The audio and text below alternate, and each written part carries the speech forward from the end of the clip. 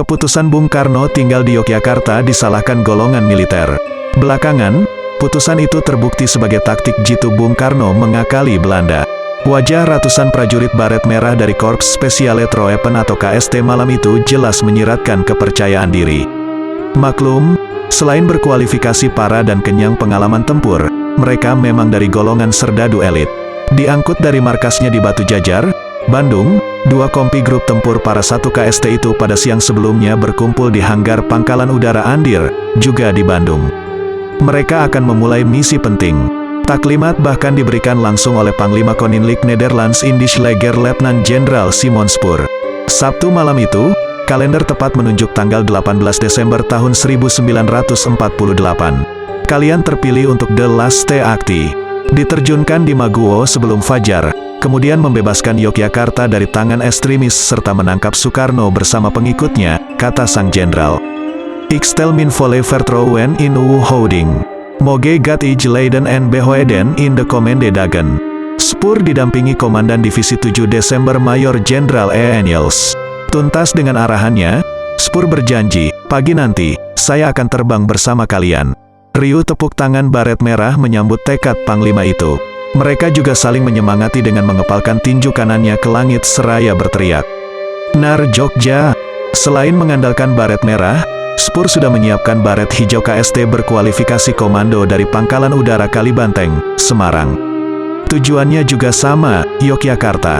Spoor menyandikan penyergapan Yogyakarta itu sebagai operasi Kraai atau operasi gagak. Bagi Spoor, operasi militer ke Yogyakarta jelas tak bisa ditunda.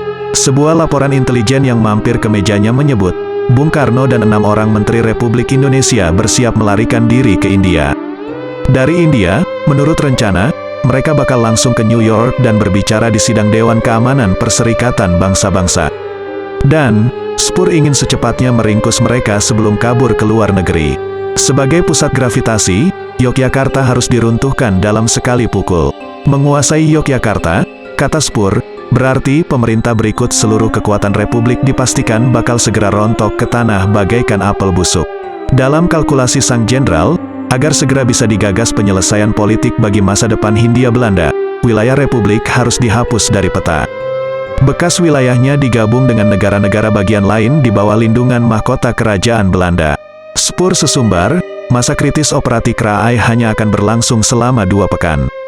Termasuk meraih tujuan strategisnya, menangkap pemimpin sipil dan militer Republik, menguasai pusat politik dan militer, dan omsingelen NUI Cakelen atau aksi pengepungan sekaligus menghancurkan perlawanan musuh. Menjelang fajar, Pangkalan Udara Andir dipenuhi gemuruh mesin 18 pesawat angkut C-47 Dakota. Tepat pukul 4.30, pesawat pertama lepas landas, dan pesawat-pesawat berikutnya menyusul dengan jeda 1 menit. Menyusuri Samudera Hindia, pesawat-pesawat itu terbang ke timur menuju Yogyakarta, yang diincar lapangan terbang Maguwo. Tanpa pertahanan memadai, pasukan khusus Belanda itu cuma butuh 25 menit untuk menguasai Maguwo. Wajar, beberapa saat sebelumnya pembela Maguwo telanjur lantak dihajar 5 cocor merah Mustang 51, 9 P40 Kitty Hawk dan pengebom ringan B25 Mitchell. Pertempuran singkat itu ibarat timun melawan durian. Tak sebanding. Pangkalan cuma dipertahankan serombongan kadet yang bahkan belum pernah bertempur. Kadet-kadet itu sejatinya hanya pelajar yang bakal dilatih menjadi pilot dan belum menerima latihan dasar pertempuran secara militer. Mereka kalah kelas dengan baret merah yang kenyang perang. Sebelum jam 7 pagi, 128 penjaga pangkalan tewas, sedangkan KST Lenggang Kangkung tanpa korban seorang pun. Maguwo sudah menyerah total. Bersih dari gangguan, perlengkapan lebih pun mulai dikirim. Juga ratusan baret hijau KST dari Semarang untuk memperkuat gerak maju. Hingga pukul 11, seluruh kekuatan grup tempur M yang berjumlah hampir 2.600 personel, termasuk 2 batalion dari Brigade T, dan persenjataan beratnya sudah terkumpul di Maguwo, dipimpin Kolonel Dra. Van Langen. Tanpa perlawanan, pasukan itu bergerak ke pusat kota Yogyakarta menjelang siang dan menawan seluruh pemimpin sipil Republik. Sebenarnya, pemimpin sipil dan militer Republik di Yogyakarta sudah memprediksi serangan itu. Yang luput, mereka tak pernah memperkirakan asal serangan justru datang dari Maguwo. Lagi pula, meniru cara Jepang menggasak Pearl Harbor di Hawaii, Belanda bertindak licik, mengabaikan gencatan senjata dan perundingan yang difasilitasi Belgia, Australia, dan Amerika Serikat dalam Komisi Tiga Negara atau KTN.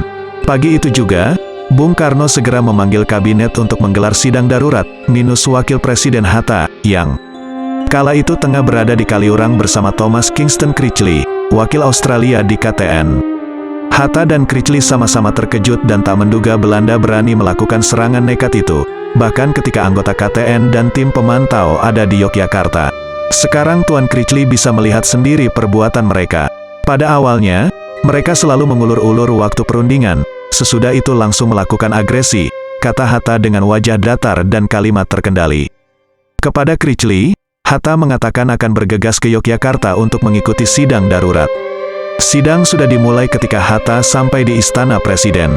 Topik sidang menjawab dilema pokok apakah Presiden dan Wakil Presiden mengungsi keluar kota atau tetap tinggal.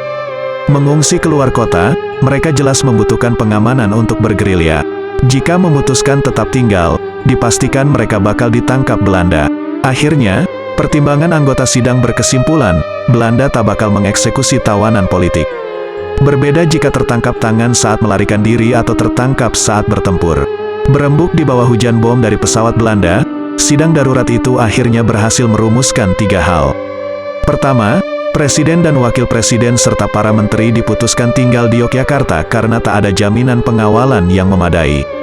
Selain itu, kalaupun mereka ditawan, kontak masih bisa dijalin dengan KTN, yang dibentuk atas mandat resmi Dewan Keamanan PBB.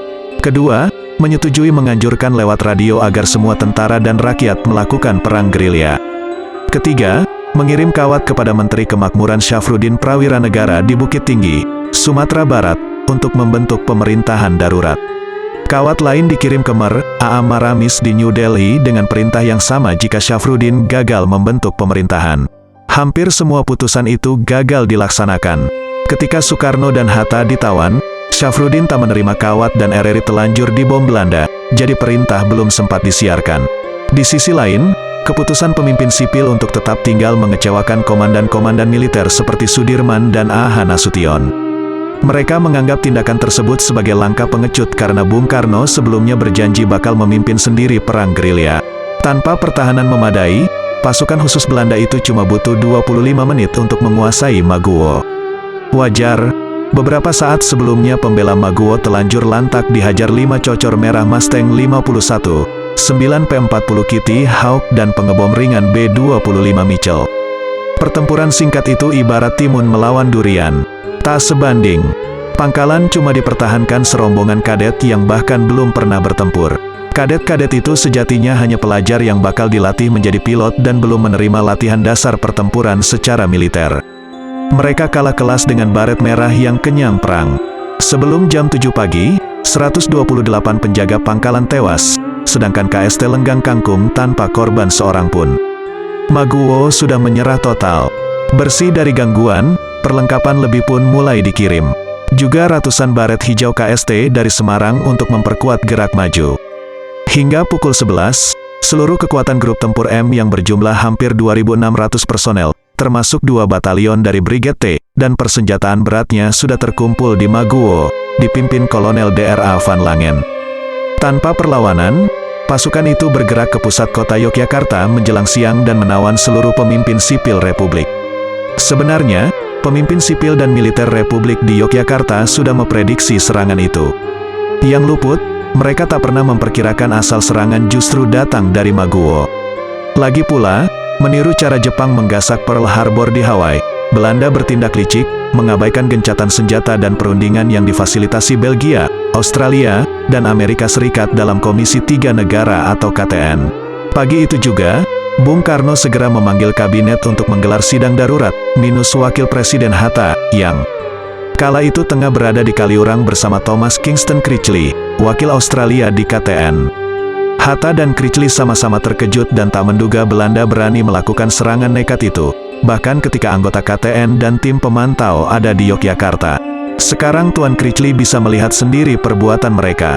Pada awalnya, mereka selalu mengulur-ulur waktu perundingan, sesudah itu langsung melakukan agresi, kata Hatta dengan wajah datar dan kalimat terkendali. Kepada Critchley, Hatta mengatakan akan bergegas ke Yogyakarta untuk mengikuti sidang darurat. Sidang sudah dimulai ketika Hatta sampai di Istana Presiden. Topik sidang menjawab dilema pokok apakah Presiden dan Wakil Presiden mengungsi keluar kota atau tetap tinggal. Mengungsi keluar kota, mereka jelas membutuhkan pengamanan untuk bergerilya. Jika memutuskan tetap tinggal, dipastikan mereka bakal ditangkap Belanda. Akhirnya, pertimbangan anggota sidang berkesimpulan, Belanda tak bakal mengeksekusi tawanan politik. Berbeda jika tertangkap tangan saat melarikan diri atau tertangkap saat bertempur. Berembuk di bawah hujan bom dari pesawat Belanda, sidang darurat itu akhirnya berhasil merumuskan 3 hal. Pertama, Presiden dan Wakil Presiden serta para menteri diputuskan tinggal di Yogyakarta karena tak ada jaminan pengawalan yang memadai. Selain itu, kalaupun mereka ditawan, kontak masih bisa dijalin dengan KTN, yang dibentuk atas mandat resmi Dewan Keamanan PBB. Kedua, menyetujui menganjurkan lewat radio agar semua tentara dan rakyat melakukan perang gerilya. Ketiga, mengirim kawat kepada Menteri Kemakmuran Syafruddin Prawiranegara di Bukit Tinggi, Sumatera Barat, untuk membentuk pemerintahan darurat. Kawat lain dikirim ke A.A. Maramis di New Delhi dengan perintah yang sama jika Syafruddin gagal membentuk pemerintahan. Hampir semua putusan itu gagal dilaksanakan. Ketika Soekarno dan Hatta ditawan, Syafruddin tak menerima kawat dan RRI telanjur dibom Belanda, jadi perintah belum sempat disiarkan. Di sisi lain, keputusan pemimpin sipil untuk tetap tinggal mengecewakan komandan-komandan militer seperti Sudirman dan A.H. Nasution. Mereka menganggap tindakan tersebut sebagai langkah pengecut karena Bung Karno sebelumnya berjanji bakal memimpin sendiri perang gerilya. Di sisi lain, Nasution yang bertanggung jawab atas komando perang di Jawa malah berangkat ke Jawa Timur, membawa seluruh stafnya, tepat 2 hari sebelum serangan Belanda. Alasannya, menginspeksi pasukan. Untuk kasus ini, Zulkifli Lubis bahkan mengusulkan kepada Sudirman untuk memecat Nasution.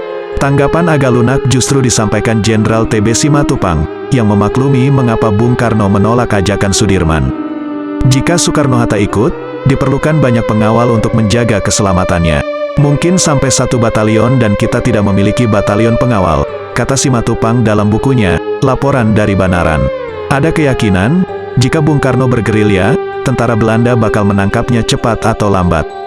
Bisa jadi, penyerahan diri Bung Karno sengaja dilakukan karena menyadari lemah kekuatan militer yang menjaga Yogyakarta pada tanggal 19 Desember tahun 1948.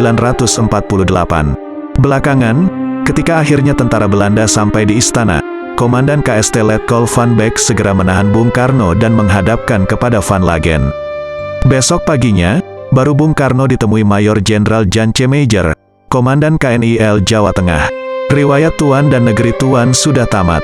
Sebagaimana Tuan lihat, kami dengan persis menandai semua pasukan Tuan di peta-peta kami. Kami tahu persis posisi mereka. Tuan tidak punya suatu harapan pun. Supaya mencegah pertempuran darah tidak perlu, saya menasihatkan kepada Tuan memberi perintah kepada tentara Tuan agar menyerah, kata Major. Itu tergantung dari apakah saya di sini sebagai tawanan atau sebagai presiden. Kalau sebagai presiden, saya dapat berunding. Sebaliknya, kalau saya tawanan, saya tidak dapat memberikan perintah itu, jawab Bung Karno tak kalah sengit. Menganggap telah menghancurkan Republik, Belanda justru panen kecaman di seluruh dunia. Hampir seluruh surat kabar dunia, termasuk di Amerika Serikat, mengecam aksi pengecut Belanda itu. Bahkan, Amerika Serikat mengancam bakal menangguhkan bantuan Marshall Plan ke Belanda, yang bernilai $1 miliar. Perspektif publik di Amerika Serikat menganggap bantuan itu diselewengkan untuk membiayai imperialisme pikun dan tidak efektif. Kecaman keras juga datang dari Partai Republik di sana dan gereja-gerejanya. Mereka bahkan menggalang dukungan untuk kemerdekaan Indonesia. Tanggal 28 Januari tahun 1949, usulan Amerika Serikat untuk menghentikan permusuhan dan pemulihan Republik disetujui dengan suara mutlak anggota Dewan Keamanan PBB. Praktis, persetujuan tersebut mengakhiri petualangan Belanda. Bagaimanapun, belakangan dipahami, keputusan tetap tinggal di Yogyakarta dan membiarkan dirinya ditawan Belanda menunjukkan kepiawaian Bung Karno merancang strategi perjuangan diplomasi.